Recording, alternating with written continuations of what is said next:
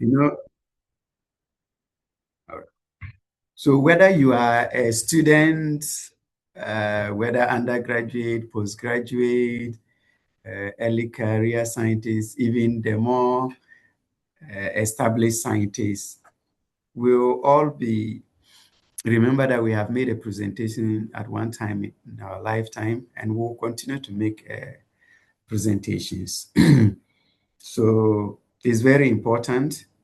There is only one truth here when it comes to the presentations that we make, that every great research that we do, it deserves great communication. And that is where these presentations are very important for us. So today we'll go through just beyond the PowerPoint, which is always the easier thing to run and do. But beyond the PowerPoint, this session is to help us appreciate how to communicate science to people so that they can understand it. So whatever you do, how do you communicate that so that people can understand it, they can remember it, and they can even act on it? Because your findings is meant to arouse or drive a certain action. So if you don't communicate it well, it may just uh, be nothing for people to think about taking actions on it. All right. So presentation is very important, and it matters in several stages of our lives. Even just submitting an assignment, there are some assignments you have to make a presentation, and then you'll be awarded a grade. You do presentation at seminars, at conferences. Even when you are applying for some grants, you may be required to make some presentations to the board just for them to assess interviews. So many occasions that require that we make presentations. And many of us always believe that the quality of the research alone or the idea alone is enough. Unfortunately, that is not the reality, because there will be so many people that will have very good ideas. You just imagine you have two students and they've all done great job, great research. And one of them is able to explain their idea very confidently, and all the concepts, complex concepts, they're able to explain them clearly and answers all questions that are asked them. And there is another one that only come to read the science or the data that the person have collected to the crowd. Your guess is as good as mine. Which of them will you remember? And for what are you remembering the persons for? So the communication we have to discuss this evening is to help us amplify the value of our research. All right. People will always remember how well you explain it to them, not just the statistics. So after boring you with so much data, you will not remember anything. But how you explain that data is very, very important. So I just want us to pause here and everybody look at this slide and let us know which type of presentations make you most nervous. And if you have ever made a presentation, is it a class seminar? Is it thesis, defense, conference presentation, a webinar, or a job interview? You can drop your comments on the chat box, and I hope, Wisdom, you monitor that for us, or you can also raise up your hand and let us know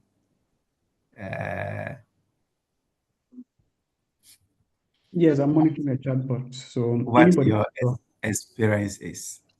Sorry, I think this happened. Okay, we have a hand up, Ida Mukera. Okay. Go ahead, Ida.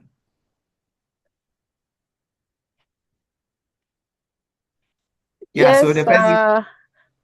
hello everyone. My name is Ida. One of the most presentation that has ever made me nervous is presenting my thesis, because it was my first time, and my experience was I was expecting people to ask me so many questions, of which I was a bit confused, and I didn't know what is the best way to approach the questions. Yeah, I think that has been my most nervous, being the first time. Okay, so thank you very much for sharing your experience. I know we are just starting, so we'll take many more of such experiences. If we allow everybody who share different experiences. I remember my own experience that I made a presentation and I couldn't interpret some data well. So not that I couldn't interpret, they asked a question based on some of my data and it took me off. I couldn't even respond to the question. So you can get nervous, get confused and all those things. That is fine. Not to say that you should get confused, but it's to tell you that you should anticipate some of these things and prepare very well. And that is why today our meeting is very important. So the objectives that I'm hoping that we will cover at the end of this presentation is that all of us as participants will know how to plan presentations strategically and then also design our slides and explain them very well and speak confidently, engage our audience, and be able to handle especially difficult questions. And the most important thing is that we'll leave a memorable point with our presenters anytime we are done with our presentation. So these objectives are much more practical, as you will see, not very theoretical. And as we will discuss today, is to help us improve our presentation the next time. So the next time you are making your presentation, some of the things we will discuss should be able to guide us to move on. It could be just next week or next year or whatever. The first presentation seminar that I attended was in 2014, and I still use most of the things that I listened to or I learned from that seminar up to today. And I've incorporated some of them in this presentation that I'm making. So it's going to be a lifelong thing for some of the things that you learn. Of course, it's to help you improve from whatever that you already know. So what I'm going to do is I've divided the presentation into 5 sections. So we'll take them small. All right, so we have part 1 up to part 5. So the part 1 will just deal with some fundamentals or foundations of effective scientific communication. And to start with that, the question is, why do most scientific presentations always fail? Especially maybe if you are making it for the very first time. And of course, you can think about your worst presentation that you have made before. I remember mine, which was very, very uncomfortable. And then also there are some presentations that you have attended that you can remember that this presentation that was delivered by somebody was really bad. Now, the question is, what made it that bad or made it ineffective that you never enjoyed it? If you remember, it's usually not the science that makes it so, but it's how it's communicated. So it could be too much information the person has on their slides. They are probably just reading to you. The fonts are too small. There is no eye contact. The person is just on their own talking and then left the audience behind. There are so many things, confusing figures. It could be confusing tables. For organizations, so many things can contribute to a presentation that is designed to probably achieve a certain goal that at the end, the goal is not achieved. What we have to always remember is that the audience are not just seeing your research for the first time because they are not intelligent. They are seeing it for the first time because they are not familiar with your work. All right. So all of you listening to me this evening, I have not taken for granted that you don't know how to make presentations or you are not intelligent. It's just the angle from which I'm making my presentation, which might sound a bit strange or a bit new to you. So you don't take your presenters for granted. And so your job is to make sure that it is easy for them to follow you. And you do just that in your presentation. And I also want to ask again, if any of you will not mind, go to the chat box and you can just type one mistake, one presentation mistake that you have made before, you have personally made before in your previous presentations. There are things that drive our presentation. So as I said, go in there and type any scientific presentation that you have done and you have made some mistakes. They will always be there. All right. Our presentations are always guided, and every scientific presentation should be aimed at informing your audience. So the purpose of scientific presentation, and there are many presenters that always think that is their job is just to present the results. So as just to present your results to whether it's academic or it's to a scientific audience, you just present your results. But actually, that is not the goal of scientific presentation. The goal of scientific presentation is for you to be able to influence how your audience think. Very, very important. Okay, so, all right. So you try and set out to make sure that you influence the thought process of your audience. So you aim that by the end of your talk, what should your audience understand about your study? What should they appreciate as the most important thing in your study? And what are the things probably they should remember? What's the main message that they have to remember or that you have to share with them? And why does that message matter? So these are important things. As you explain, you are informing them, you are educating them, you are increasing their understanding. Your presentation should be able to also convince them. And then, of course, once you convince them, you can inspire them to take a certain action, assuming they are policymakers. Your results or your presentation should be able to lead to a policy directive or a policy implication. That means you are making impact. You have to remember that the data that you have will become meaningful only when they are well understood. And they will only be understood if you communicate them well, if you are able to present them very well.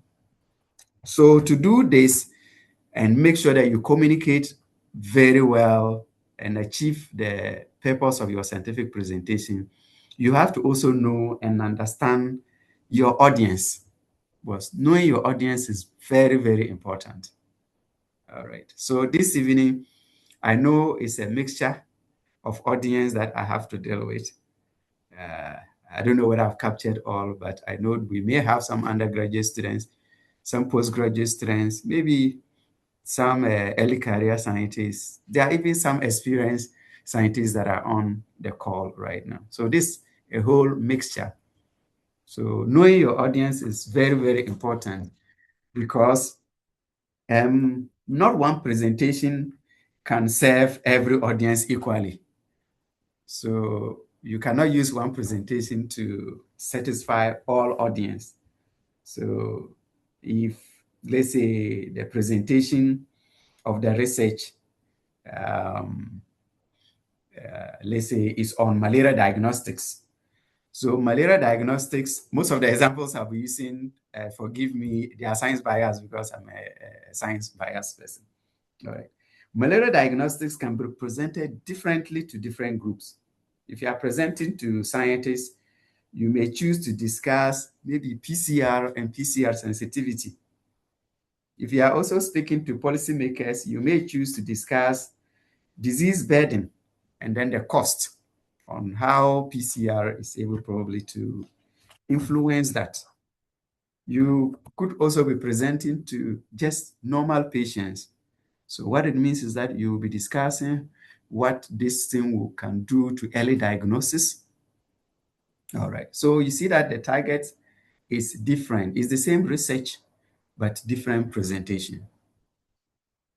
So before you start preparing your slides, you have to always ask this question. Who are they? Who are the people you are going to present to? And what knowledge is already there, or what do they already know? It's very, very important. You also want to ask yourself, why are they interested in attending your presentation, coming to listen to you? Well, so you need to ask these questions to be able to satisfy them. Because if somebody attends a presentation and they are not satisfied, they get disappointed. They may never attend any of your presentations. All right. So different audience will always require that you have different presentation skills, or you adapt different mode to present to those people. All right. So can somebody, any one person, explain to me how you explain your research to, let's say, a 12-year-old person, a 12-year-old child? How will you explain your research to them?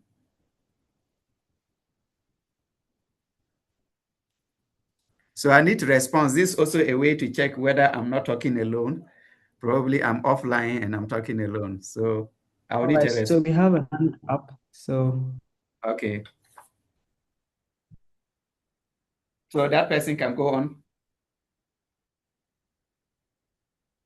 yes. So Abdul, Yes, go ahead. explain any idea of your research to a 12-year-old child.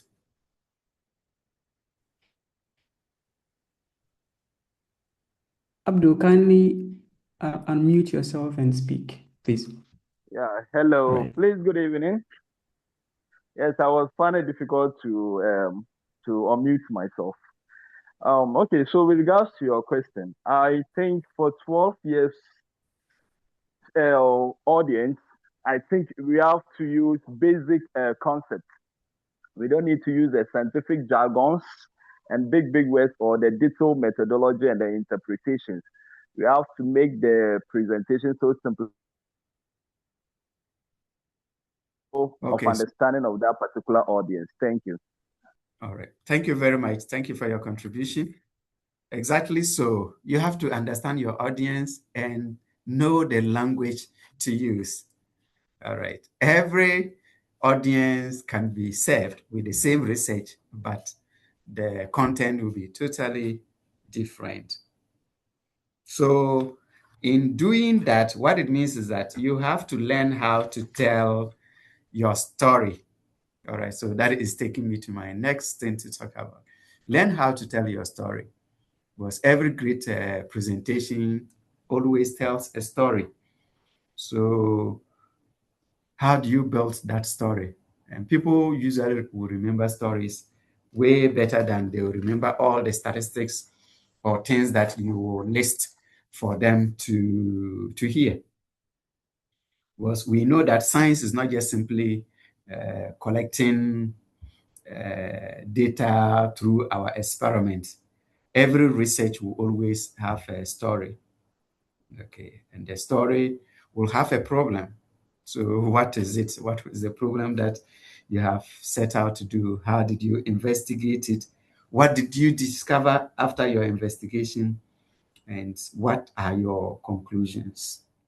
Very, very important. So you always need to ask these questions before you start any of your presentations. Why and then the what, the how, and what did you do? What did you find? Why does that matter? Very, very important.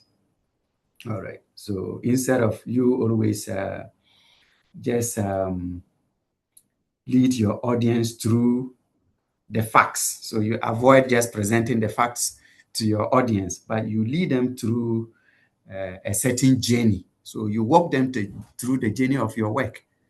So if you are making a presentation, do it like we are working together. Let me walk you through the journey of my work. It sounds much more beautiful and nicer, and it's more impressive when you are able to tell a story, your story in that way. So, for instance, maybe you say something like, okay, we collected blood samples. Okay, you collected blood sample for what? You can say the same statement in a different way by saying that, okay, maybe to determine whether vaccination provided long-term protection, we collected blood sample from. You see, this is a story you are telling, and it's much more interesting for somebody to be keen to hear what is next. What is next? Yeah, going to present. Okay, so you always have to try to describe your actions and then explain those actions and the reasons behind those actions as you present. What you have to bear in mind is that you have to always start your presentation with the end in mind. Okay, what is the end in mind? You have to start your presentation. Many presentations will contain too many messages.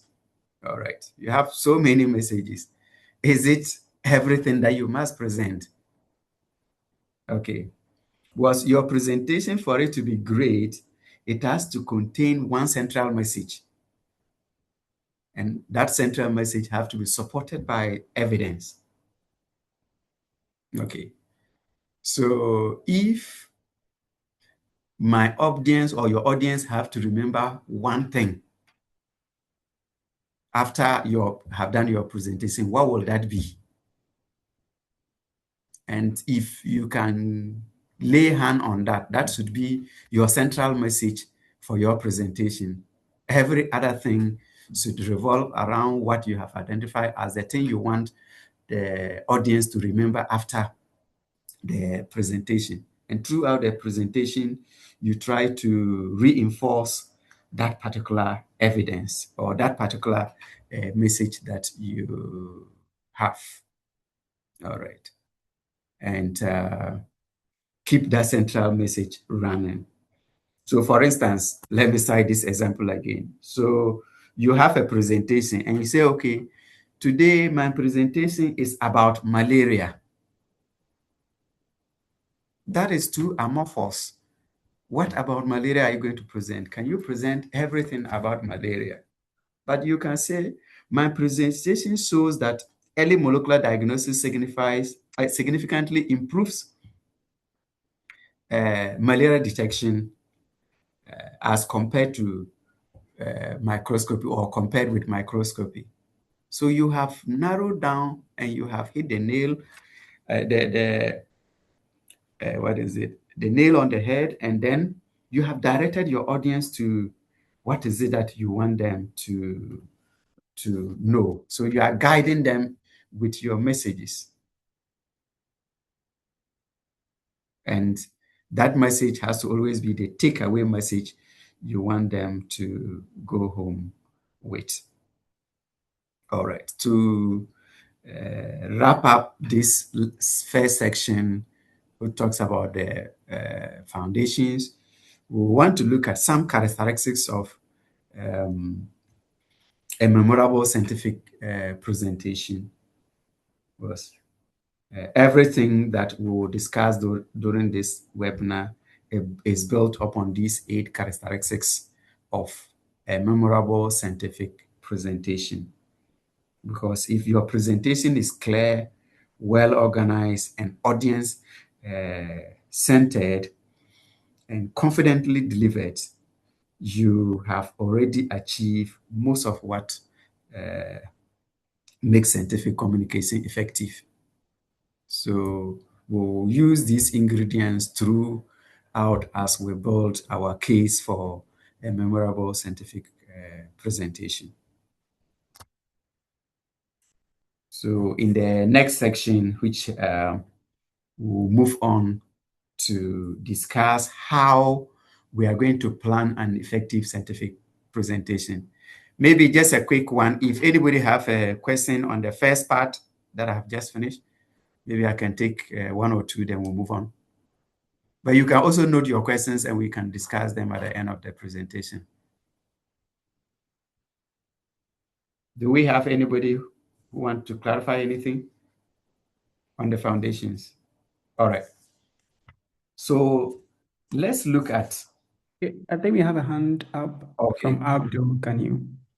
All right. Abdul, let's hear you.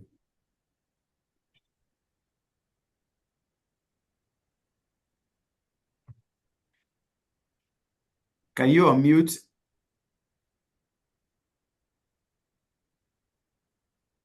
Hello, Abdul.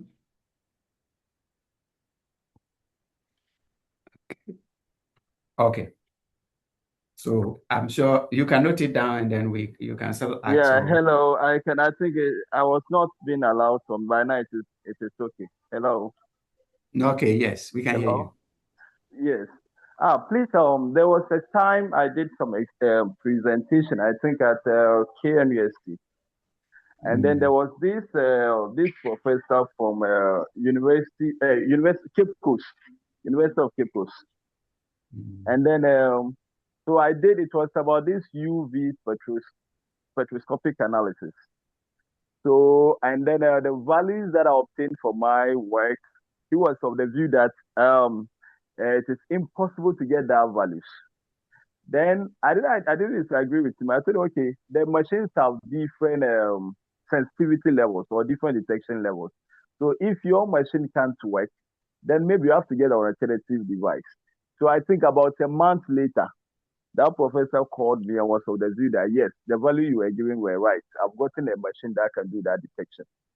So my issue now here is, now that professor, because it was a time he was even challenging that he has taught for 20 good years, and that value is impossible to obtain.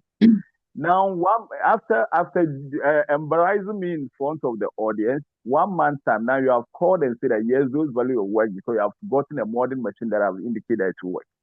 And that is how will you handle such an audience who doesn't have knowledge about what you did, but still kind of antagonize the work? In that instance, how are we going to address that? Thank you. All right. So thank you very much, Abdul. So because of time, the subsequent questions, let's just make them brief. So this is very, very important. I think I have a section that we are going to deal with challenging situations. So I think it's either part 4 or part 5. We'll talk about challenging situations and exactly what you experience, some of the scenarios we'll be discussing there. But maybe just to say in brief, some of these things, the presentation you are making, that is your work, and you are the one who understands it better than all of us. But it doesn't mean the rest of us are also ignorant. So that you have to always have that understanding. Okay. And so patience is always the thing. Even if I'm asking an ignorant questions, you need to take your time to take me through. That's why I say it's a journey. So walk the person through how you arrive at what you got. And even if it doesn't answer the person, but at least, as you said, one day you may be vindicated. It could also be just possible that you are wrong. But we'll get to discuss some of those things. Thank you very much. So let's do the second part of this presentation. Now, we want to start planning an effective scientific presentation. I'm sure most of us, or most students, let me say so, will always be quick to open the PowerPoint. All right. That is not the very first thing to consider when you are going to plan a scientific presentation. So before you open the PowerPoint, you have to first of all plan the presentation. All right. And not be quick to opening it. Because you think of the PowerPoint as something that is going to help you make your thinking clear. Because your thinking and your thought process is what you are going to be presenting to your audience, backed by the evidence that you have, which is your data. For instance, whenever I prepare a presentation, I'll first of all write answers to these 5 questions on this slide. And once I have clear structure or answers to these, then my presentation is set out. I think about 2 weeks or more ago, when I agreed to take on this responsibility, it has been in my mind, but I never started preparing my slides until a few days ago. All right, but I've been going anytime I know what is it that I want the audience to get from the presentation. So once you plan that from your mind, then you can now get to your PowerPoint. So bigger mistake, don't start making your presentation when you have not prepared. You don't know the purpose of the presentation. You don't know the audience you are going to. You don't have a central message, maybe no evidence, and then there is nothing to drive the presentation, and there will be nothing to drive your audience. Okay. So one critical step at this point is that you spend as much as twice the time you in planning than what you use for the designing of the study. So if you plan very well when you start the designing, I'll be frank with you, I started designing my slides yesterday, and I finished designing it today. Of course, you may not want to do that if you don't have enough experience. So you may want to give it enough time so that you prepare the slides, then you go through them over and over. But I already know through the reflection what I wanted to present. So it was clear in my mind, and I know what to put on and how to proceed with it. So planning, very key. Once you set out and then you plan, then the next thing you need to do is to look at what is important in that planning. What is important? Is it the presentation design that is important, or it is the audience that is important? And the audience is always the most important thing in planning your presentation. Take your audience as the most important. Then the next thing that follows is, okay, if my audience are the most important, then what is the core message that I'm going to present to this audience? And if you identify your core message, what are the evidence that supports this core message that I want to present to my audience? And once you identify that evidence, then you can now go to your presentation design. So you see that you need a lot of thinking even before you rush to open your PowerPoint to start designing. Always remember, the PowerPoint is the last step of your presentation or preparation. Okay. All right. So once you have identified all these things, then you define one clear objective. So that one clear objective is that central message that you want to present. You see that if you don't have a clear objective to present, you may have many things to present, which will become very, very confusing because you try to achieve too many things in your presentation. But that is not the essence of presentation. A presentation is not a textbook. Okay, it's not a textbook that will have everything. Presentation is a guided learning experience. Okay, so you use that as a process to guide people into a certain understanding that you want to lead them into. So what should my audience know? What should they believe? What should they be able to do after this presentation? That will be your clear objective. That will be your core message.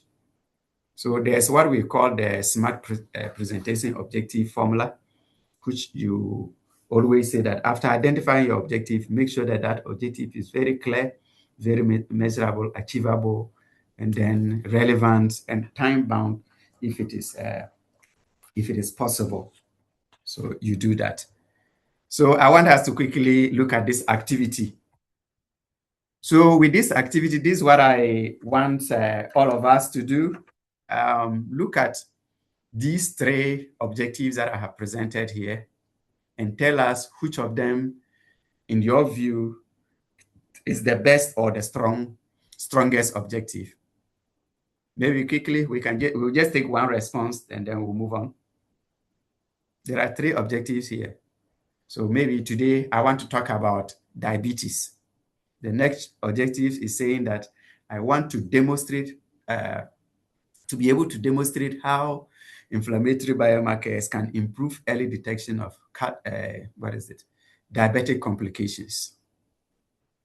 Then I have another objective that says that by the end of this presentation, participants will understand the role of inflammatory biomarkers in predicting diabetic complications and appreciate their clinical significance. So which of them would you choose as the best objective for your presentation? Okay, so we have some responses from the chat box. Okay. Here is saying number 3. Mm-hmm. Susanna is also saying number 3. Abubakar number 3. Okay. Lucy number 3 and Abdul number 3. So everybody's going for number 3 here. So that's perfect, and I agree with them. The very first objective is poor objective. To talk about diabetes is too amorphous, it's everywhere. All right. The second one is better, but then it can be best. And the last one is very excellent. It focuses what you want to talk about.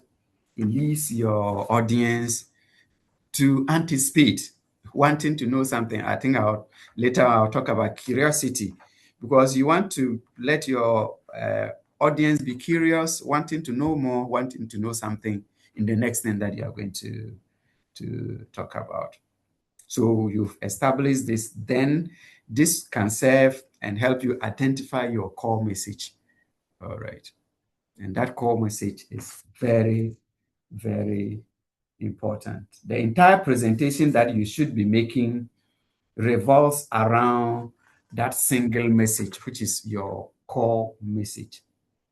And what happens is that you use every opportunity in every slide to explain that core message, use every slide to support that core message, use the next slide to illustrate it, or use the next slide to reinforce that message. The intention is that by the time you finish your presentation, your audience will have a certain lasting message, lasting memory. And that is why that core message is important. And then you continuously revisiting it. So if your audience can forget everything after the presentation, there should be one thing, one sentence that they shouldn't forget. And what should that sentence be? So I have an example here. So just like we did previously, you have a topic on COVID-19 vaccination. So your core message, a weak message could be like, I talk about vaccines. So if that is the core message that you have, what vaccines? Vaccines, so many vaccines. You could tighten it up a bit by saying that COVID-19 vaccine remain highly effective at preventing severe disease despite emerging variants. So that is like, wow. Okay, you are saying the vaccine is still very effective, but then there are also some variants that are emerging that could threaten the efficacy of this vaccine. So it makes your audience or the one listening to you sit up. So they sit up and they will want to listen more. What you always want to avoid is that if everything is important, then nothing is important. So there should be one thing that is important in your presentation. Then you now support it with your evidence. And then you have nailed it. You can go and rest. Very clear, very concise. So if you have this clear message, very concise, then the next thing you need to do is to start thinking about how to organize your story. Remember, I said you should make your presentation look like it's a story you are telling. You are walking people through a certain process. I have another example here that talks about diagnostic tools, where you said, okay, in my presentation, we compared microscopy and PCR. You could make it much more stronger and catchy by saying that PCR significantly improved malaria detection among asymptomatic individuals.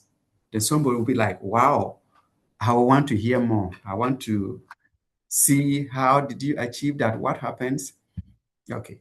So you are leading your audience to in anticipation. So once you have these clear messages, then you start thinking about how to now organize your story, which is very, very important before you start to even do any other thing. There is one thing, human brains naturally will always understand stories. And so your research already contains a story. So if human beings understand stories better and your research contains a story, then take them through that story logically, and you will always arrive very well. Your job is just to simply reveal that story to them, and then you avoid just presenting isolated things, but walk them through how it happened and help the audience to understand why it's important. And there are ways to think about that. We have the research story, which you start thinking about, okay, what was the problem? And then why does it matter? Why is that problem important? What should we be thinking about it? What is that problem going to solve? You think about how you did it, what you found, what does that mean? What impact is that going to make? And you end up with a take-home message. Very wonderful. There is another way you can look at it. What situation is there? And what challenging moments, what solutions, what are the evidence, then you can also arrive at a conclusion. So not just only we rush to just the method alone and then you go on. So it's important. So now you have a clear message, core message. You started organizing your story. Then that leads you to start thinking about the structure of the presentation. And that structure of the presentation should revolve around, again, your audience. The structure of your presentation should revolve around your audience if you want to leave a lasting message with them at the end. Because audience will want to know why I should care about your presentation at all. That is what you use your introduction to build, that create a problem, show them why they have to be concerned.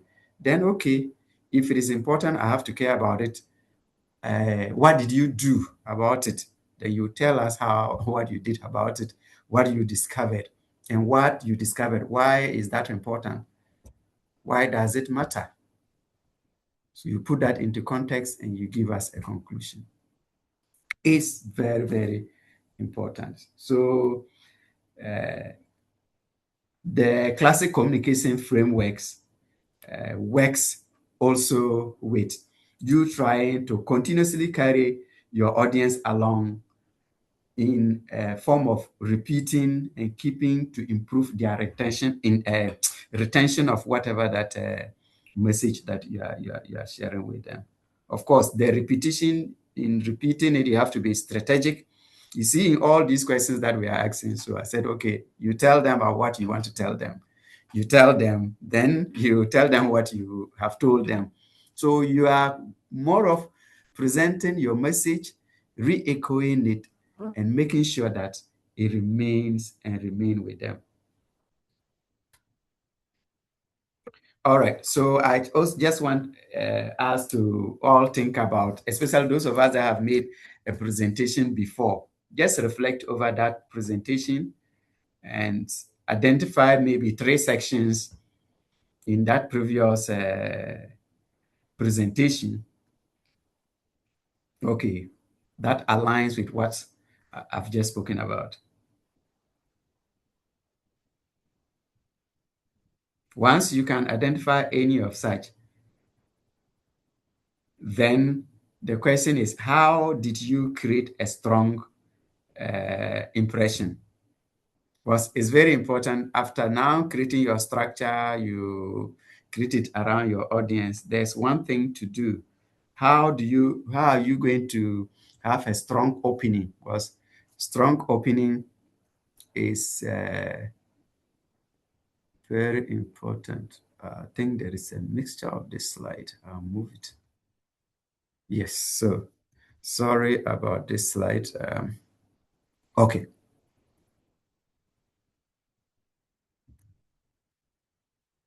So how do we create a strong opening? So you have your structure, you have everything. And then now you need to start your presentation. So I said earlier on curiosity.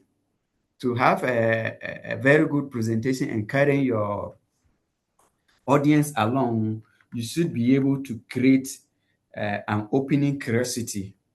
All right, because curiosity also creates attention, and then attention will create learning. And then, of course, learning will now lead to understanding. So you don't waste your opening title, your opening statement by reading your title and all those things. You always need to use that first minute that you have to make an impression, because it's very important, because research shows that people begin to determine whether they want to listen to you or not within the very first few seconds or first 1 minute or 2. All right. So once you keep their attention, then they will listen to you throughout.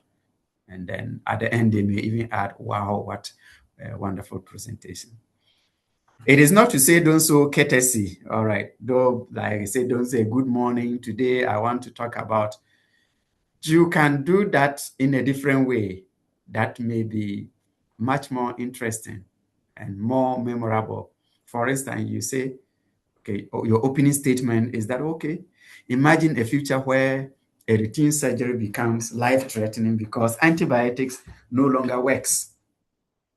That future is closer than many people realize. Then everybody will stand up or sit up. What is this person going to talk about? Then that now leads you into introducing other things that you want them to listen.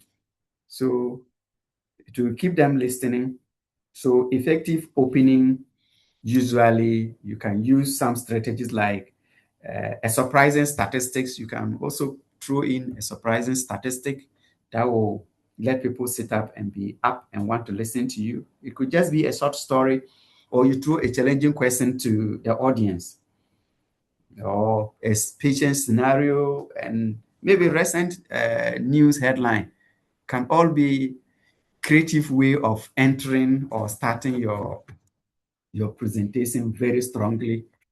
All right. Remember, we are still planning. You are not even at the talking stage yet, but all these things, you need to have them lay out, and that will help you. You can even use a powerful image.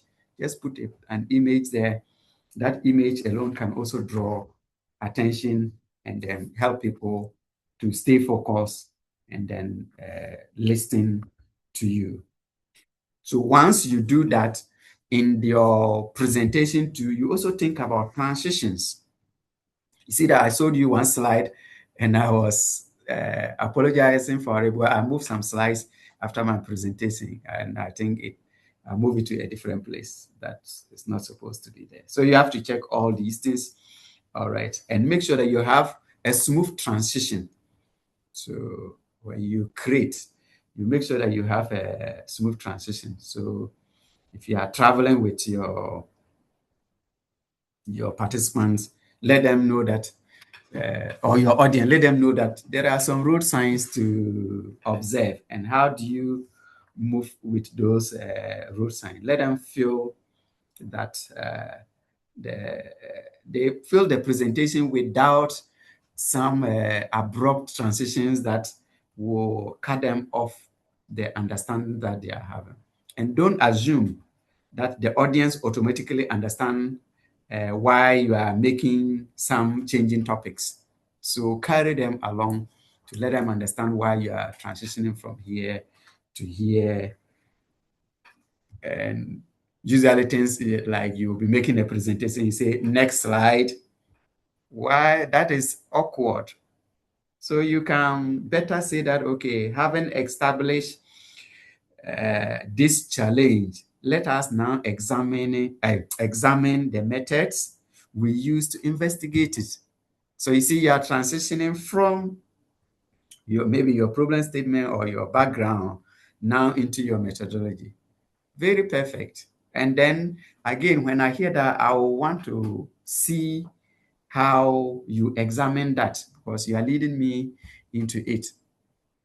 So guide your audience. Great presenters will always guide their audience through, okay, with several statements. These are not exhaustive. You can use different statements to lead your audience into wanting to listen to you more, or the next thing that you are presenting. Because that transition will also help to reduce confusion, and then also let the audience also follow you in your presentation. And if you have done all these things, what you now have to do is make sure that you end very well. So the ending have to be impactful. So we look like ending with impact. How do you end with impact? So you make your presentation and finish and say, that's all, or that's all the slides. Or you just end and say, thank you. That is fine. You have ended. But what is the impact that you are leaving behind? So leave your audience with something that they can remember. So in ending, you always want to revisit the problem. You always want to summarize your key findings. You want to explain why that matters, and you want to suggest some future directions or some actions that could be implemented. And you invite them, if it's a presentation like this, you invite them for interaction and then also for questions. Very, very beautiful. Was there is what psychologists call describe what they call the recency effect. The recency effect is very, very important. Was that impression, the last impression? Well, this theory says that people will always tend to remember the final part of the experience vividly. So when you are ending, if you want to leave a lasting impact, you need to give them something that they will remember. And that is your core message, that one core message that you have. So at this point, when you are ending, try to bring it back again. Take advantage of this recency effect theory and bring back that, reinforce it. Of course, at this point, you are not reintroducing new data. Do not reintroduce new things, but reinforce the central message that you have, and that will leave your audience and drive them into action, give them some thought-provoking implications, and that will keep everybody alive and wanting to listen to you. All right. I hope we do not have any question here now. So let's do this. I have some exercise for you. So we'll do that very quickly. All right. So by just look at this, I'm ending and I have this statement. Our findings demonstrate that early molecular diagnosis can substantially improve malaria detection. So as diagnostic technologies become more accessible, integrating them into routine surveillance could strengthen malaria control efforts. And I thank you and welcome your questions. So I have taken you back to what I have set out to present, and that is perfect. So that recency theory, you carry it along, and the people will remember exactly what is it that, even if they didn't understand anything, you had set out to communicate. Good. So let's do this exercise. Rewrite this statement. This is the end of my presentation. Thank you. So I want you to rewrite this statement, transform it into a memorable scientific conclusion using what we have just discussed. Quick one, just one attempt, and then we move on. Anybody wanting to rephrase it for us?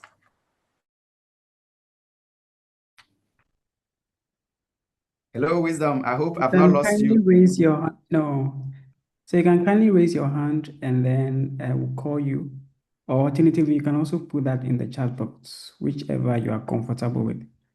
So I'll just unmute everyone now so that that'll make it easier.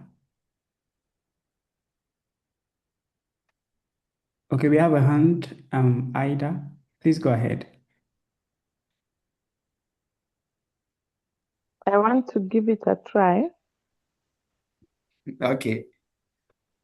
Okay, the statement reads, this is the end of my presentation. Thank you. Okay, we can rephrase the statement by saying, thank you all for listening to me. And I would like to now open the floor for question and answers. Okay, so thank you, Ida, for that. What I want us to remember is that what is your core message, central message? Make sure you always introduce it to that last statement that you are making. Before you invite them, before you say the thank you, try and bring back that core message. Very, very important. So let's do, I think we are behind time, right? Let's do the part 3, but we'll finish soon. So, all right. So in this section, what we want to do is now we have learned the presentation. We want to look at how to design the slides. Okay, we have planned all these things. Now let's look at how to design the slides. It's very important. So let's quickly do that. Okay, so in preparing the slides, as I said, the rushing to do the PowerPoint is not always a problem.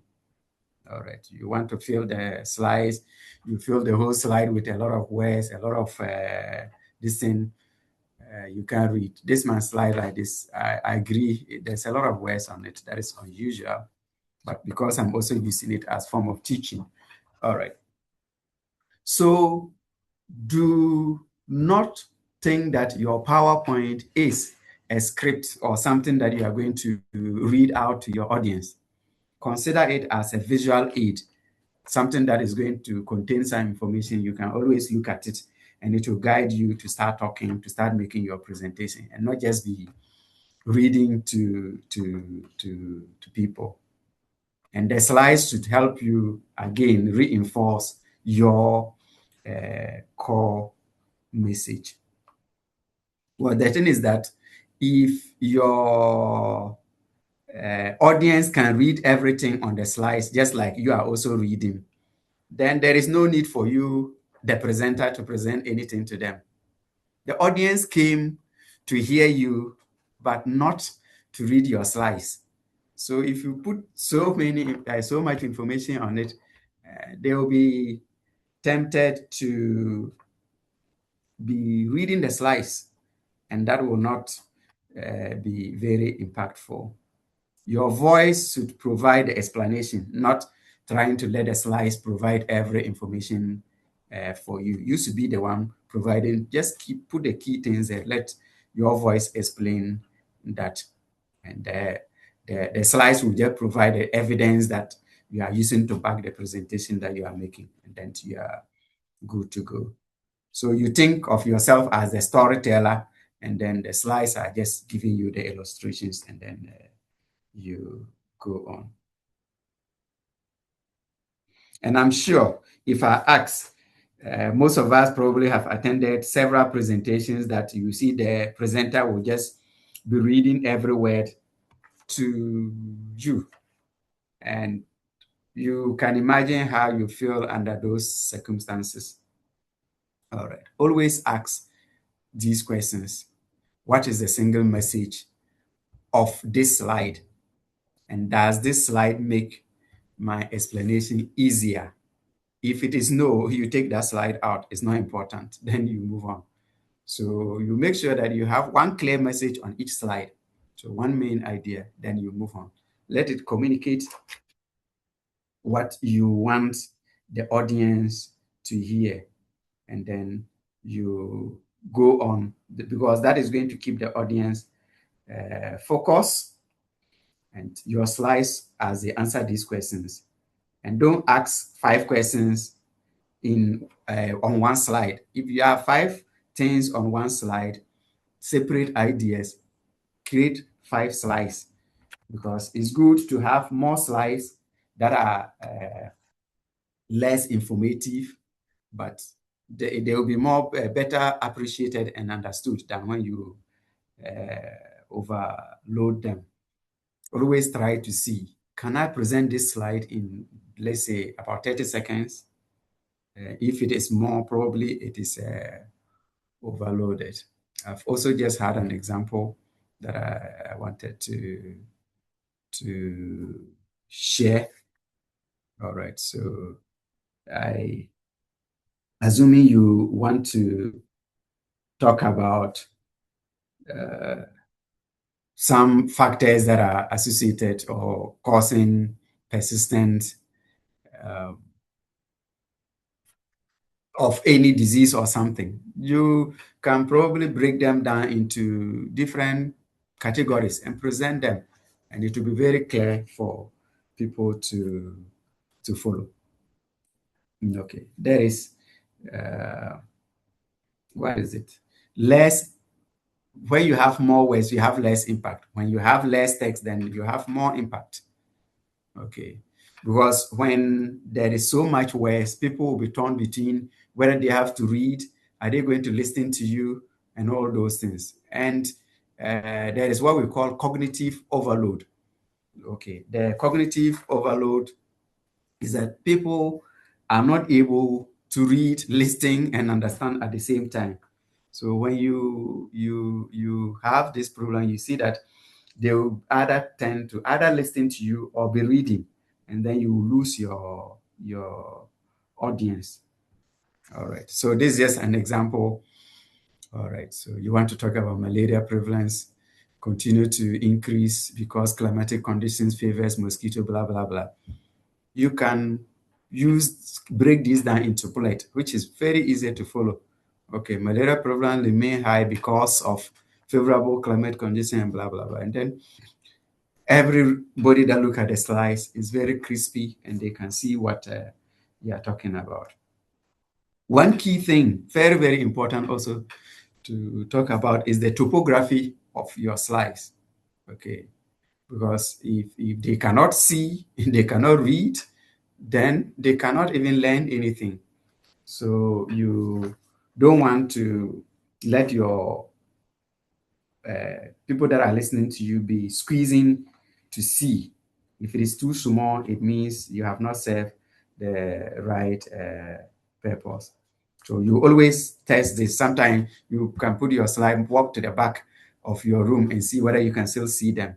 And if you can see them, perfect. If you cannot see them, it means there is something wrong.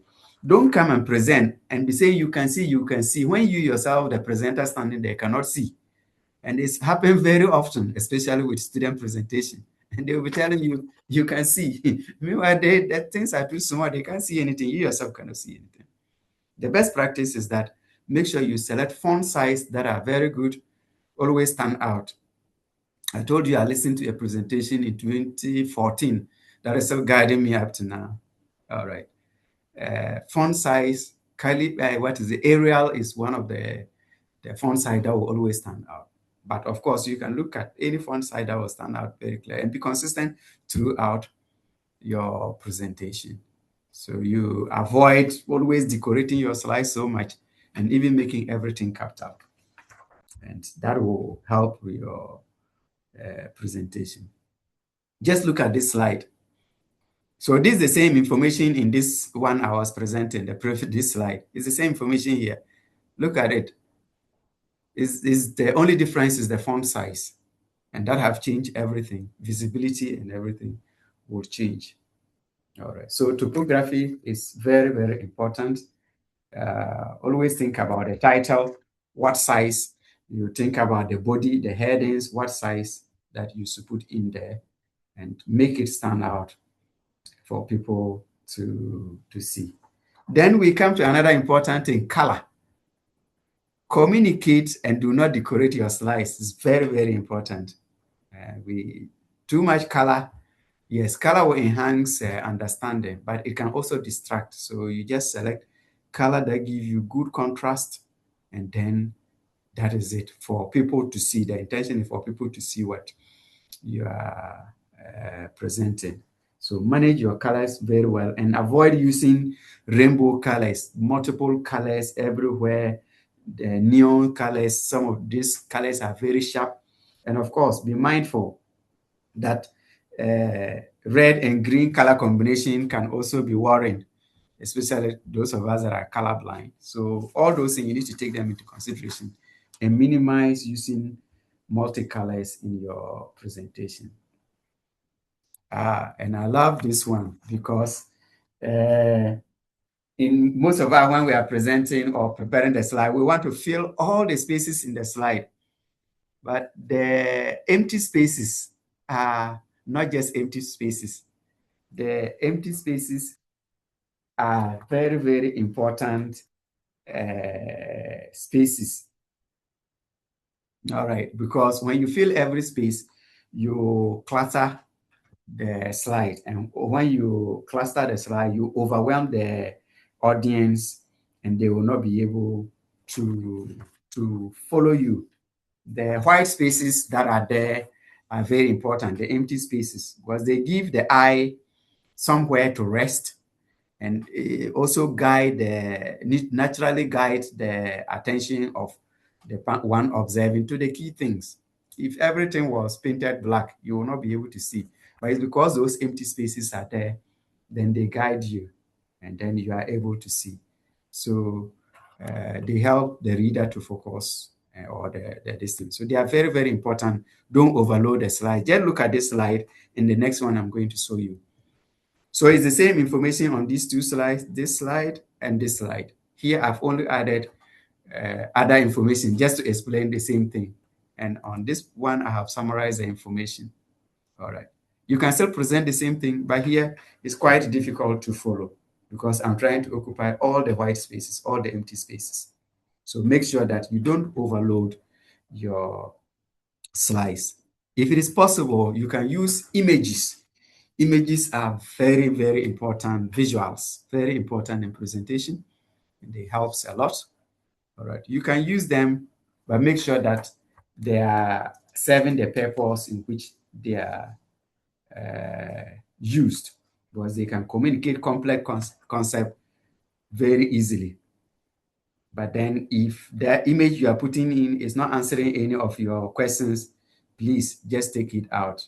Because if it does not help the audience to understand you, just take it out. It's not important. So avoid also decorating so many images or just packing photos and those things.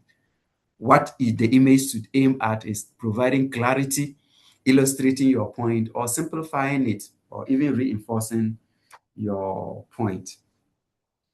Things you can use your image to do. For instance, you have a microscopic image that you have taken from, you have seen a parasite or something, you want to show the internal structures.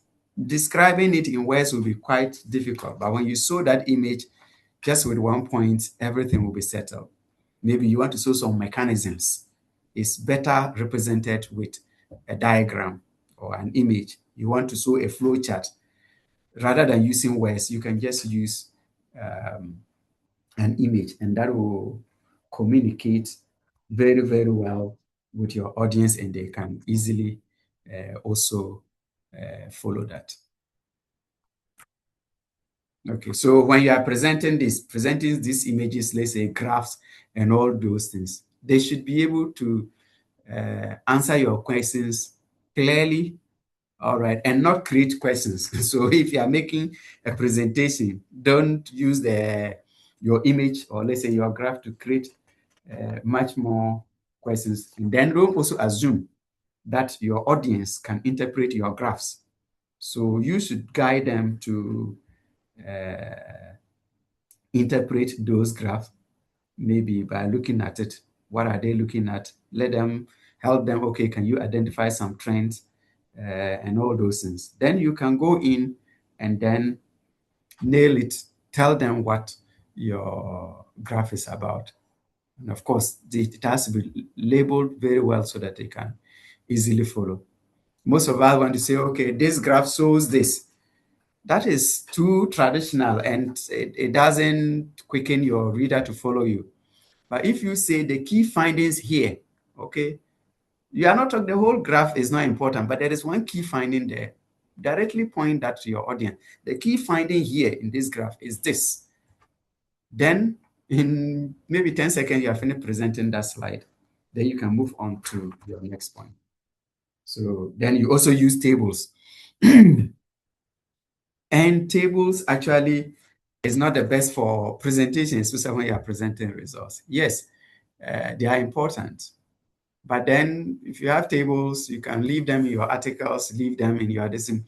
But when you are making presentation, if it is possible, convert your tables into some charts or some graphs, and that can help you better with your presentation. All right, rather than presenting the whole table. If you have to present the table, just make sure that you show the relevant figures or things that you want the audience to see in your table. Then you can move on. You don't spend a whole lot of time on it. Okay. Then also in designing, you may also think about transitions and animations. Okay. Why should you use them? Ideally, I will usually not prefer using them because unless they are supporting a certain concept you are building, because the presentation is not an entertainment. So you make sure that you guide yourself from entertaining your audience, but rather educate them. So you make sure that if you have to use them, maybe if you want to reveal your bullet one after the other, that is fine. Or you are building a diagram or a certain step and you want it to come gradually, then you can do that and simply just let it come and that kind of thing. Sometimes it's too fanciful, and then a slide is arriving and there are hand claps, is disappearing, there are hand claps and all those things. You are distracting. You're actually not communicating with your audience. Okay, so we have come this far, and it's very, very important because the designing is very, very important because it can kill even the presentation before you start making the presentation. So now we have prepared our presentation. We've prepared it in our mind. We have prepared it on the slides. Now let's deliver our presentation. I hope you're all still with me. We are Hello? with you. All right. Thank you very much. Welcome. So let's now deliver our presentation. So it's one thing preparing the presentation, and then another thing also standing and making the presentation. But the thing you have to know is that you are the presentation, not the slides. The slides that you have prepared are not the presentation. You are the presentation, because the slides are not going to talk. And in fact, this is one of the most important lessons of today's webinar, that many presenters will spend all the time just perfecting their slides. okay, without preparing themselves for the presentation. Because you are the one going to communicate. So if you forget to make sure that you are very well prepared, then the presentation may not go very well, and then you may not be able to make a memorable presentation that will be very, very beautiful. Because if you look at some of the lectures or presentations that you have attended and listened to, was it because the slides were beautiful that you can say it was a beautiful presentation?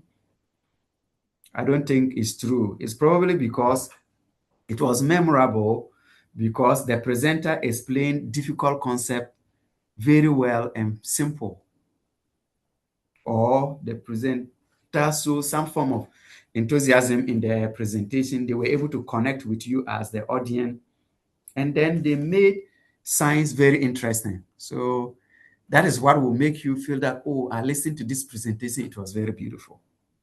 And it's because the presenter also prepared to do that presentation.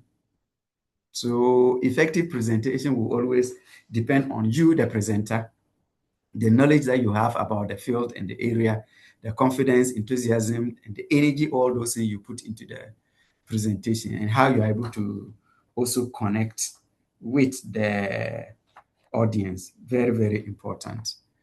And that will always leave a lasting mark. Don't also forget, if you are speaking without confidence, then even if the slides are the most beautiful slides, you will make no mark, because confidence is very important. And confidence is not because you are not nervous about the presentation, assuming it's your first presentation. But confidence is the fact that even though you are nervous, you are very well prepared for the presentation. Because if you are very well prepared, well, sometimes we are nervous because you are like, this particular person, professor, or this person is in this presentation. What if the person asks me a question and I can't answer? But that is not the goal of the presentation. If you have prepared yourself very well, you should be able to also deal with that. The goal is to be able to communicate with your audience. So you need to shift that to be able to eliminate the nervousness. Okay, always think about, for you to prevent nervousness when you are going to make your presentation, you think about controlling that and shifting the thoughts from you being the central point to your audience being the central point. And then you focus on how are you going to help your audience probably to understand, and then all those kind of things. And you can always start slowly. All right. And also slow down. You know, when you are nervous, you are not speaking well and all this. You just start slowly. But of course, put in some energy. You can pause at some point and then make sure that you speak out for people to hear you. Then you build up, and then naturally you move on with the presentation. Okay. So at this point, you need to also look at how you can manage this anxiety. I think I just mentioned some of those things, by you coming down and then trying to shift the attention from you as a presenter to your audience and say, okay, I'm here to do service. So you build your confidence, and then try to make your presentation without putting the emphasis on you yourself. And when you have the nervousness, a lot of things can happen. Okay, you're either sweating, you are feeling tasty all of a sudden, trembling. So many things can happen, and it can mar all the beautiful slides that you have designed. So you see that designing the slides is not a problem. You have the beautiful slides, but you, the presenter, the communicator, you are not ready and you are not well prepared. So you are not able to make the presentation. So in preparing all this, you also need to master yourself. Okay, how am I going to present? Learn how to control your presentation, because you are the presenter, you are the communicator, and your voice is that tool that the people are going to be hearing. So how do you control that? There are places that it will be important that you are loud enough. There are places that you have to slow down to make important points. So maybe when you're making important point, you slow down a little. Before revealing maybe some key findings, you may pause and then you reveal them and increase your enthusiasm in the work, especially when you are discussing your discovery, your significant discovery. Let some enthusiasm come inside there.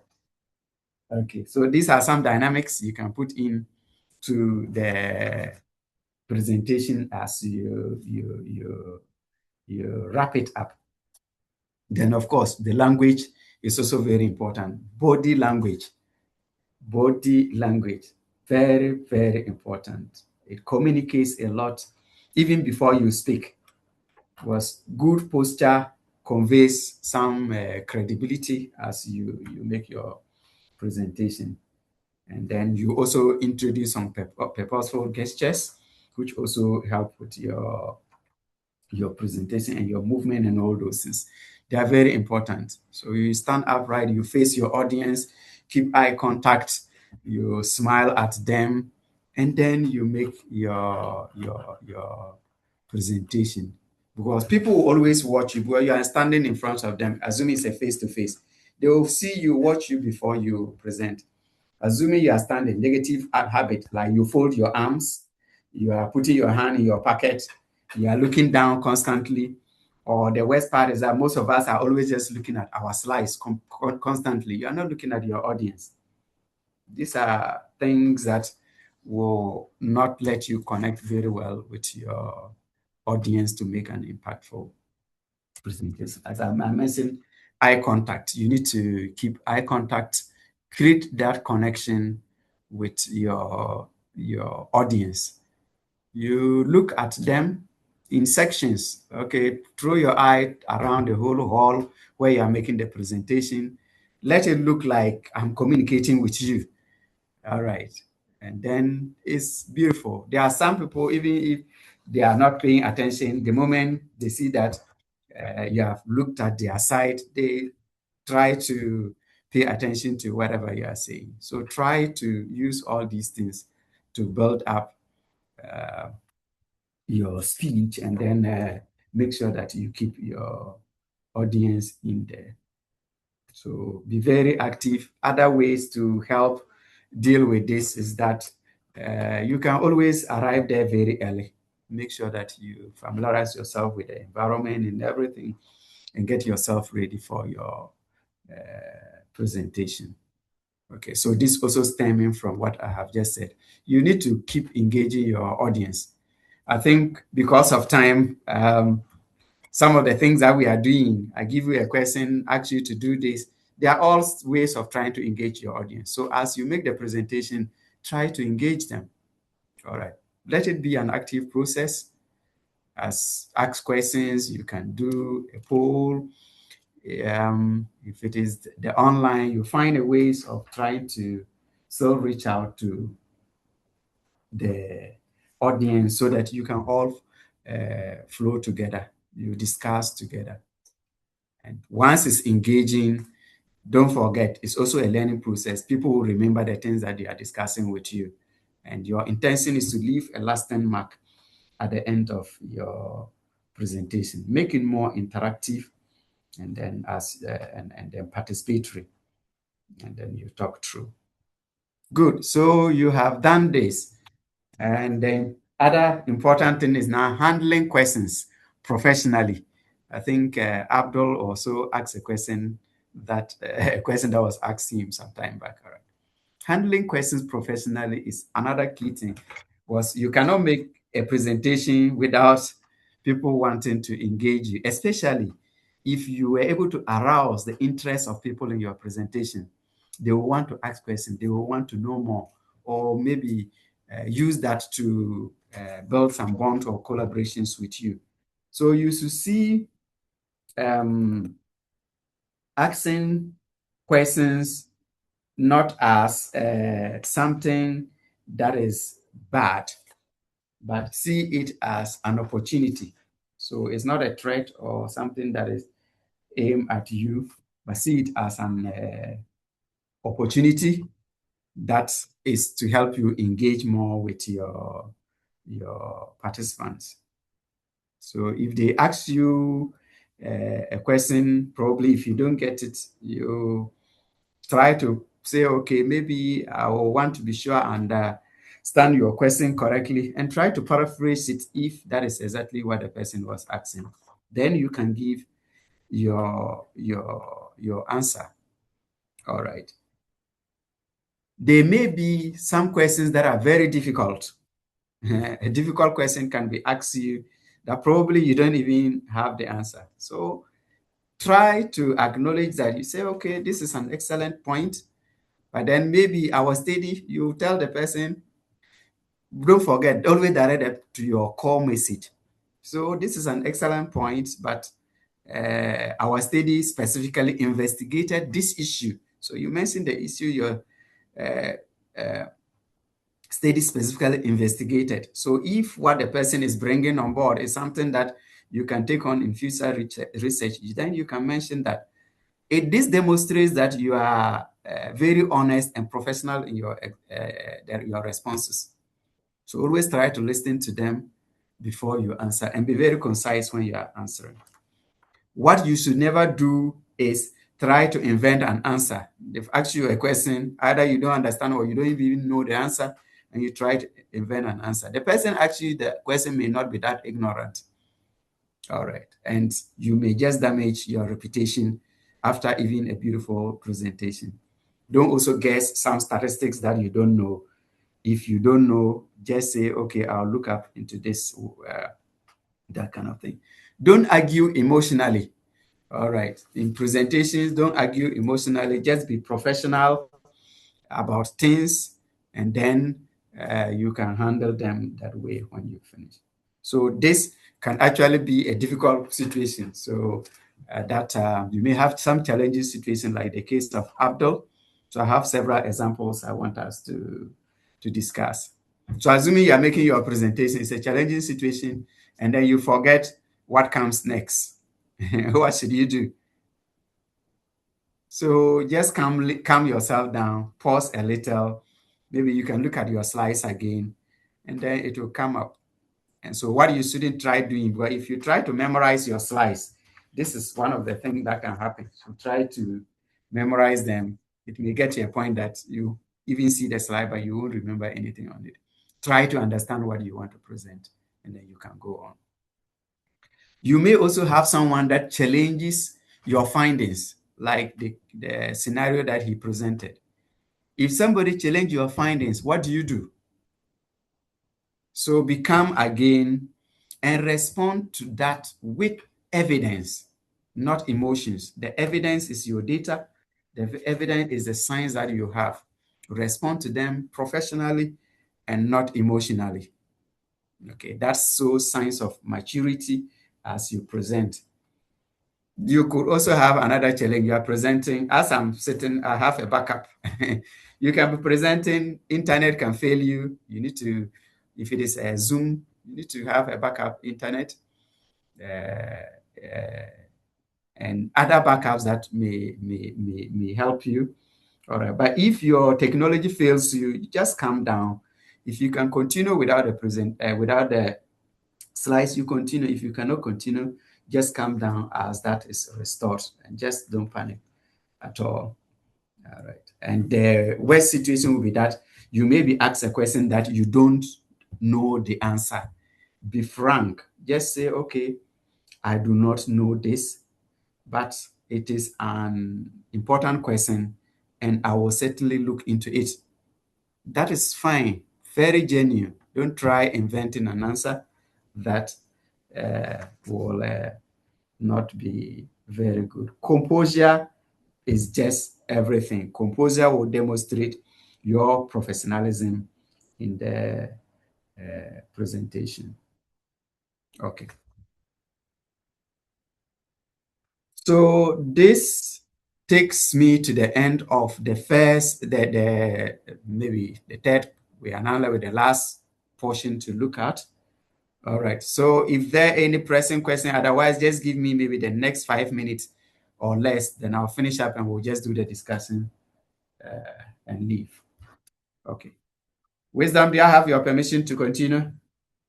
Yes, please go ahead. All right. So thank you very much.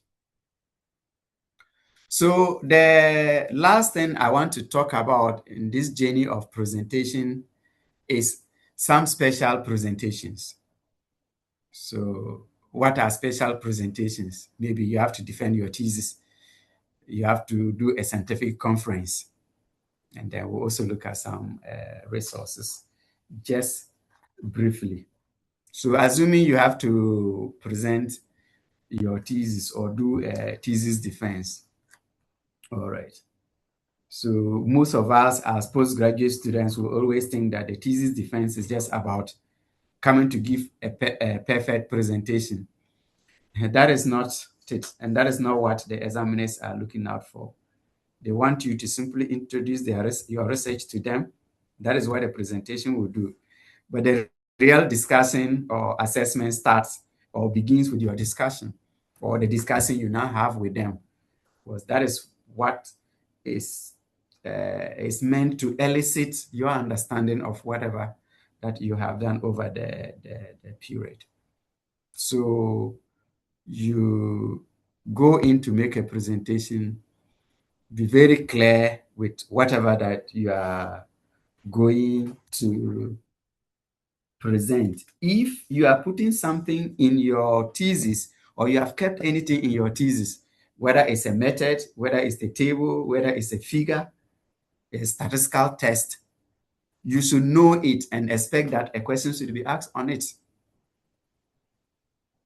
So most of us take them for granted. You should know them. Then if you don't know it, then don't put it inside there. Then how did you do it? So anything that you have presented or that is in your thesis can be assessed and they can ask you questions on it. So you get ready for virtually everything from statistics to every other thing as you make your presentation. And it is just meant to see the understanding of your work. And these days, there are a couple of other things we are looking out for because most students are not doing the work, all right, because they think AI can help them. And no matter whatever you do with an AI, a good examiner can take you on. So be careful, do the job, understand what you are doing, and then be a good and a solid scientist. All right. And don't let AI be the scientist. You are the scientist. So rely on your knowledge to do that presentation. All right. Then let's look at if it is a scientific presentation you have to make. This is a special presentation at a conference. And this is a big opportunity usually when you have to make a presentation at a conference. You take it as the whole of your world because it can change a lot of things for you. It can also be the end for you. So that is a stage for you to share your findings. Okay, so you make sure that you do that. You may receive some criticisms or feedback. It will be a point that you may also build some collaboration for more research work and visibility and so many things to come. So you make sure that you take advantage of that presentation. And it may just be very short, but that can leave a lot of impact after you are done with the presentation. So your audience, in most of these presentations, your audience are also experts. The only thing they don't know is that they don't know the exact thing that you have done. And that is what you are there to explain to them. So you have to also be up with your the knowledge that you have in the area and very well prepared. Present and be ready to receive questions from these experts, which are your peers and your colleagues. All right, and be very specific when you are answering these questions. And it may just be a very good point for you. Make a very good impact with all the things that we have learned that you always carry along your central or core message. Let it echo throughout all the time in the presentation. The other presentation, special presentation that you could also be delivering would be a webinar like what we are just doing now. All right. It's very important, again, to carry your audience along. And this will require a different skill, maybe from the face-to-face presentation. All right. Here, as I said, you need to have some backup, some things just to make sure that, and other resources to make sure that you go on and make sure that you are not distracted as you make your presentation. You don't distract your audience as you make the presentation. There are some things to look at. Make sure that you engage your audience. And in this kind of presentation, how do you engage your audience? I've turned off my camera because I want to conserve the bandwidth for a good flow of the talk. After this, I'll turn it on. Make sure that you look into the camera, engage your audience. It's very important when you do that. You can carry them along, ask some questions, interactive questions that you can all share thoughts and as you go on. Okay. Then using artificial intelligence, today has come to stay. All right. And it's transforming science, and it can help us do a lot of things very quick and very fast. But there are some things to watch. It's a very nice tool, a very nice assistant. It can be a valuable collaborator in preparing our presentation or checking some quick things and that kind of thing. But what AI can never do, it cannot replace your critical thinking. In fact, these slides, I prepared them myself. I mean, in terms of, I didn't just put some information somewhere and it generated all these slides for me. I picked the information and kept them into the slides myself. Those that know my type of slides, this is typical of my slide templates. All right. So there is some critical thinking that the AI cannot do. There's some judgment the AI cannot do. So even though we use it to our advantage, but don't also let it crash us, because that AI can crash you if you rely on just the AI. Make sure you verify anything that comes out of AI, numbers, values, references, some claims that AI may be making. Try and verify them, because your credibility will depend on the accuracy of the information that it gives you. And that is why it's very, very important. Even though it's helping us very efficient, think about your credibility and make sure that you verify everything that it does. AI can fabricate a lot of things, even if it doesn't know it, to find something for you. And then you take it and carry it to the market, start singing it. It may not be good for you. Well, you are talking to other aspects in the field that probably have better understanding. All right. And make sure you build yourself around using AI ethically. Just make sure that you use it ethically. And I'm sure all of us probably on this platform have all used AI in one way or the other. It's useful, but just make sure that it's very well used. Okay. So in improving our presentations, you may need several resources that can help you to improve your presentation. Of course, the AI tools are there. There are websites, there are softwares, there are other design books and all those things that can help us.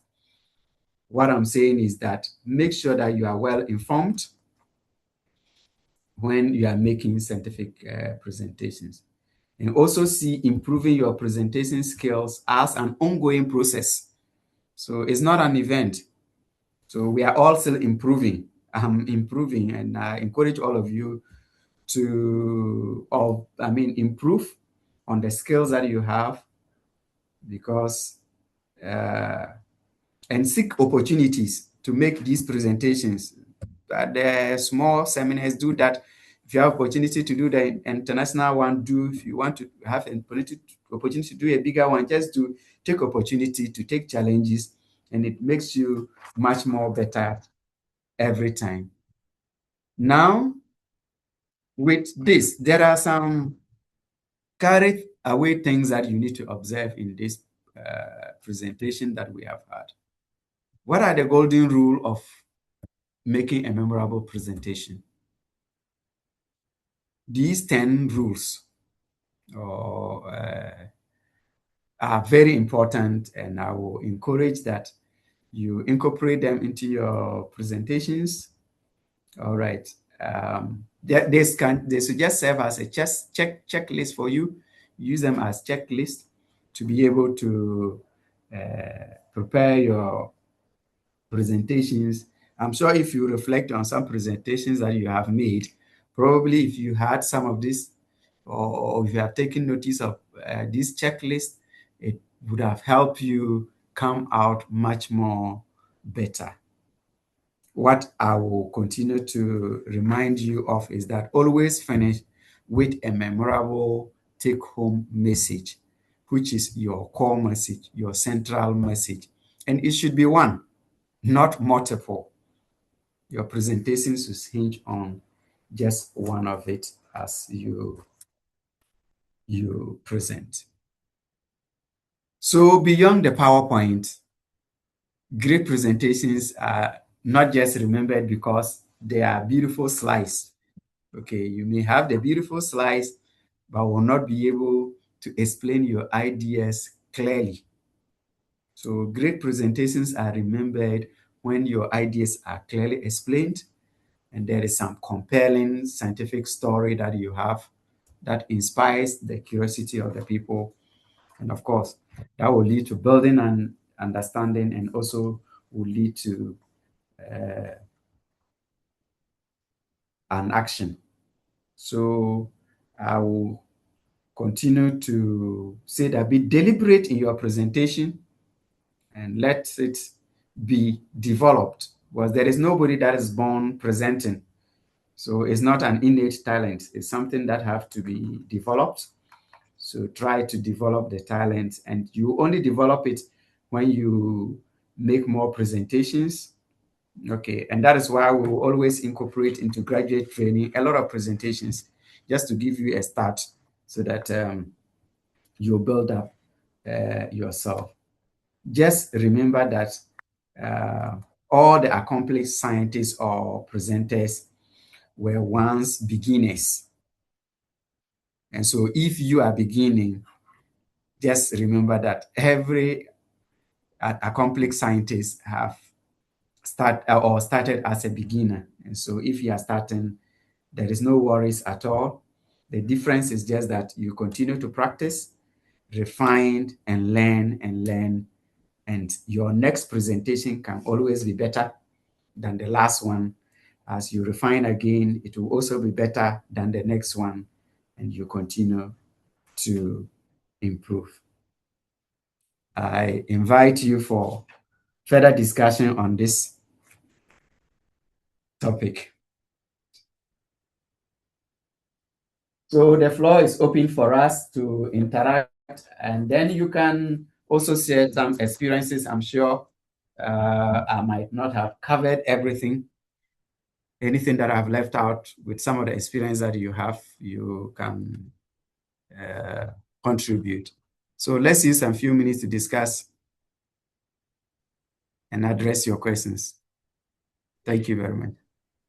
All right, thank you so much, Dr. Dasa. This was So indeed Wisdom, just before you continue, now I will turn on my camera. So I think you didn't see the presenter. Okay. All right, All now right, we thank can you see very you. much. Thank you. Thank you so much for this insightful session. It was indeed filled with lots of things to learn. Sometimes we think that we know what we know, but then at the end of it all, there is something more that we have to add to it. And you have indeed granted us that opportunity this evening to have more knowledge added to what we already know. And so at this point, we'll just open the floor for some questions and if you have something to add, you can also add it. If you have some expertise we can learn from, you can also contribute to that. But before a question is asked, I also have one question. So from this, we have learned that our slides don't have to be filled with so much text so that we can interact better with our audience. Now, my question is, will there ever be a situation where a particular slide in your presentation will be heavily loaded with text, and how can that be justified? Okay. All right. So that shouldn't be, because if it's loaded with text, is that text talking about the same content? I said that if there are a slide should carry one idea. So if it's going to be loaded with a lot of content, I assume it may be multiple ideas. So you just simply split it into multiple slides that carry this idea. And then you can easily present those multiple slides in a shorter time than No, even not when today. the slide is loaded. Or if the slide is loaded, you'll be tempted to read and you will not be presenting to your audience.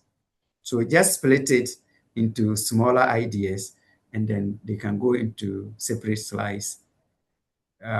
If the information is big, if it can be translated into an image, just like I was explaining mechanisms, you have to explain some mechanisms, not in multiple slides. You can just use a diagram and that can summarize all that into one diagram that you can easily present. All right. Okay. Thank you so much. That's very helpful. We have a hand up, Abdul. Kindly unmute and ask a question. Yeah, So make a thank, contribution. Thank you. yeah. Hello, Doc. I think that was a great presentation, but I have one question that I want to ask. My question is, let's say aside bar chart, histogram, and then the other graphs, the standard graphs. Let's say I have a statement which I would have used a lot of words or sentences to explain, and then this time round I just decide that I'm translating that particular sentence into, let's say, an image. Now, in that instance, did I need to kind of cite or reference? But what about if that particular image is not coming from, let's say, a particular reference or an article, and it is my own sentence that I've decided to convert into an image? Did I still need to cite or reference that particular image? Thank you. Okay, so thank you. For some, let's say if it is a journal, if you create your own image, some of them will require that you write under it source, self. All right. Otherwise, if it is a presentation, if you design your own image, you can present it where you are trying to summarize the ideas that you want to present. You can present without citing because you are the one that generated it. If somebody requests for the source, then you can confidently indicate that this was generated by myself, and then that should be fine. There's no scientific worries about that. Thank you, Prof. All right. Thank you Oh, for that. Do we have any other question from anybody? Contribution? it's chicken, guinea fowl. Okay. Let's mute some people. In the chat box, is there anything in the chat box? There is nothing in the chat box here. Yes, please. Prof, I wanted you to talk on the poster presentations at a conference, international conference. Okay. All right. So I just did presentation generally at the international conference, and the target was more of oral presentation. All right. So, but the principle is the same. You know, the design of a poster. When you do your poster, you need to summarize your information, and then you now stand there as to be able to explain. All right, to be able to explain whatever that you have put on the poster there. So your poster is just serving like your slide. Okay, all your slides is put into that screen that you display for people to see. So people that are interested, you should be able to explain all that. if you need other aids, so some things may be complex. So there is no worries having additional information, maybe either in a handout or in a book that you can refer to. All right. That is if your memory is not very good. But with a poster, you should be able to explain all the concepts on it. Thank you. Thank you. All right. I don't see any hands up. Again, there is nothing else in the chat box. So I am guessing that everybody's fine. Yeah, okay. All right. Thank you so much. Doc, thank you so much for your time with us this evening. I saw that this was really an engaging session, and we have quite a number of people still on the call, even though we've gone above the time. And so thank you so much for your time. Thank you for staying with us. It was indeed very great session. So before we wrap up, we have in our midst the Director of African Interdisciplinary Research Institute, Dr. Rachel Thompson. And so I would call her to give us a word before we wrap up for today's session.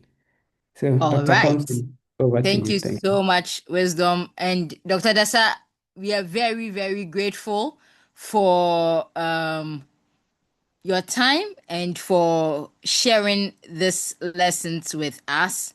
I sat all through the session, and I must say I really enjoyed it.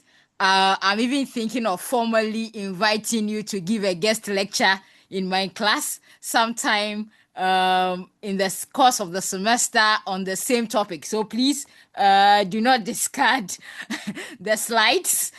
Keep it handy, and I'm sure you will soon receive an email from me requesting that you give a guest lecture in my class.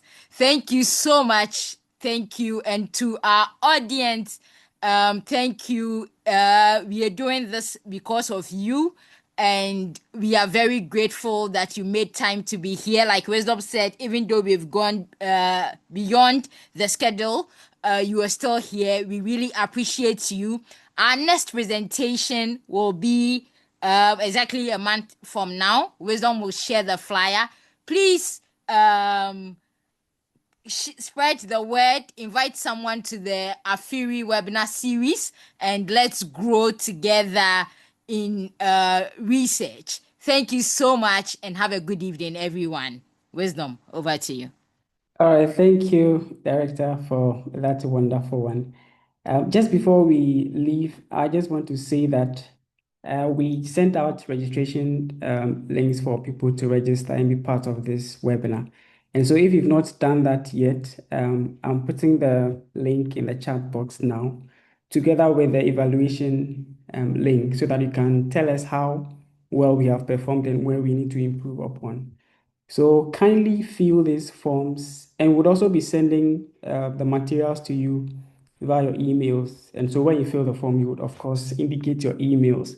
And you can also join our WhatsApp platforms for real-time information so that you don't miss out on anything. And so we plead that you kindly spend just 5 minutes of your time to fill these forms so that we can stay connected. Thank you so much once again, and have a good evening. Thank Bye, you. everyone. All right. Bye. Okay. So we'll leave the link open for 2 to 3 minutes so that you can pick the registration link and then the evaluation link, and then fill those ones. Thank you so much.